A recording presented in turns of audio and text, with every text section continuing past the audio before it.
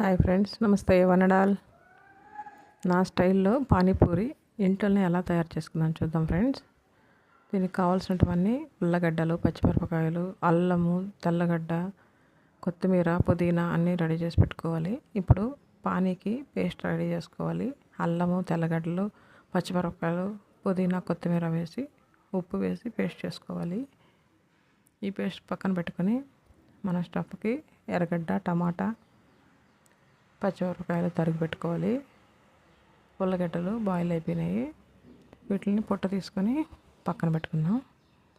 ఈ cut చేసుకున్నవన్నీ stuff కోసం అన్నమాట. పానీ రెడీ చేసుకున్నాం కదా, ఈ పానీ పక్కన పెట్టుకొని ఆయిల్ బాయిల్ అయి ఉంటుంది.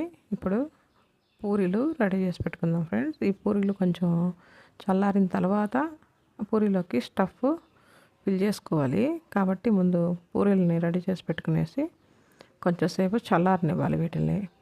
ఈ పూరీలన్నీ ఒక ప్లేట్లో పక్కన పెట్టుకుందాము. ఇందులోకి ఇప్పుడు ఉడికించిన ఉల్లగడ్డ, తరిగిన పచ్చిమిరపకాయలు, టమాటా, ఎర్రగడ్డ, కొత్తిమీర అన్నీ వేసి కొంచెం ఈ మిక్సర్ కూడా ఇంట్లోనే తయారు చేసుకున్నాం ఫ్రెండ్స్. మిక్సర్ వీడియో కూడా పెడతాను చూడండి ఫ్రెండ్స్. ఇవన్నీ బాగా కలుపుకొని పూరీల్లో స్టఫ్ చేసుకోవాలి. స్టఫ్ చేసుకుని అన్ని ప్లేట్లో అరేంజ్ చేసుకోవాలి పూరీలన్నింటినీ. ఇప్పుడు అందులో పానీ ఫిల్ చేసి తింటే ఉంటుంది ఫ్రెండ్స్, సూపర్గా ఉంటుంది. ఇంట్లోనే పిల్లలకి తయారు చేసి పెడితే వాళ్ళ ఆరోగ్యం చాలా బాగుంటుంది ఫ్రెండ్స్. అందరూ పిల్లలు, పెద్దలు అందరూ ఇష్టంగా తింటారు ఫ్రెండ్స్. ట్రై చేయండి మీరు కూడా. ఇలా సూపర్ టేస్ట్ వస్తుంది.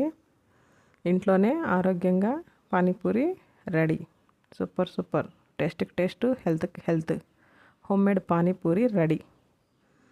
Thank you friends. మీరు ట్రై చేయండి ఫ్రెండ్స్, సూపర్గా ఉంటుంది టేస్ట్. మన ఆరోగ్యం మన చేతుల్లో.